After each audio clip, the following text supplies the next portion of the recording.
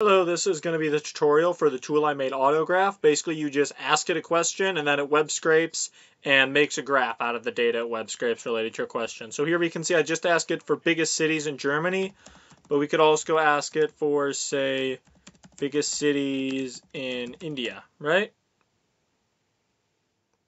And then it'll take some time to run, and then it finds us the biggest cities in India. So we have Mumbai, Delhi. We can zoom in on the graph if we want to, right? We can do this. We can download the graph if we want to. We can do all sorts of stuff. Let's ask it for countries by iron production. So if we ask it for something with countries, it'll not only give us the bar plot like before, it also gives us a map, right? And we can hover over different countries and we can see the iron production for different countries. All right, let's try, if we do an and symbol, so countries by iron production and countries by steel production,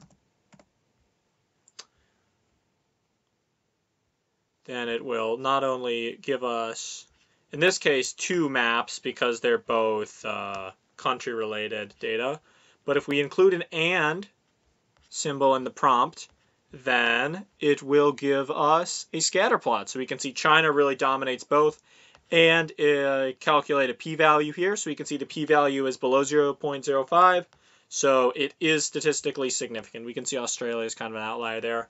Australia dominates iron production. Steel production, not so much. And if we want to, we can download this plot. We can download, any plots you like. You can download any zooming in you can do, I think, right? Or, oh, you zoom in, yeah. So you can zoom in, do whatever you want. We can ask for things like U.S. unemployment over time, right?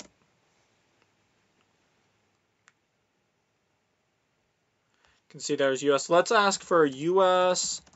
unemployment over time and U.S. solar power over time. See what happens here.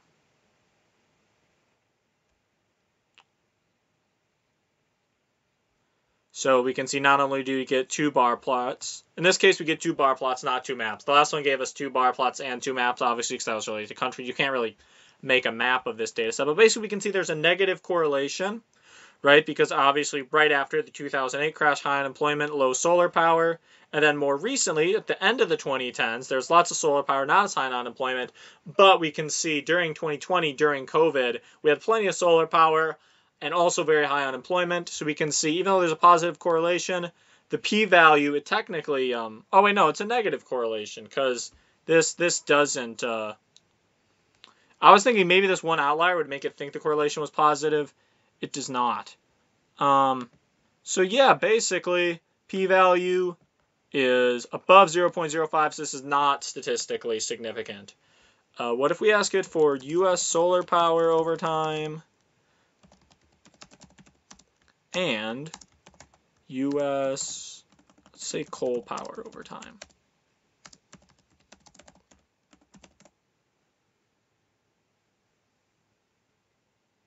So here we can see solar power over time, coal power over time going down, and then here we can see the p-value is way below 0.01. The p-value is basically 0, clearly statistically significant that we can basically, I mean, it almost looks like a time series. If you hover over and see what year it is, you can just totally see coal power going down, solar power going up, and at an accelerating rate too. Note that it does not always work. Sometimes the data web scrapes, it'll answer a question wrong, or like it'll be weird. Like if I ask it U.S. states by Asian American population, right? This is one question it answers weirdly. Oh, it just didn't answer the question at all. Okay, sometimes it just does that. U.S. states, what if I just say U.S. states with most Asians? So remember it answers this question weirdly. I guess sometimes it just doesn't answer it at all, though it's running. Yeah, okay, so it just doesn't answer that question at all. Sometimes it just doesn't work. A lot of the times it doesn't actually. But when it does work, it's pretty cool. So, yeah, it's really nice how, like, varied stuff you can get. Like, I can just ask it a random question, like, countries by wine production, right? And then, boom, like, you know, I don't even have to go find the data myself. I don't have to make the graph myself. Literally just ask it a question. It web scrapes, finds the information, and boom, I have a plot I can download. The plot I can zoom in on it if I want. I have this that I can download. You know, I believe I can even download this specific if I just want to look at Europe. All right, awesome. So you can even zoom in and then download that. So yeah, pretty cool tool I made here.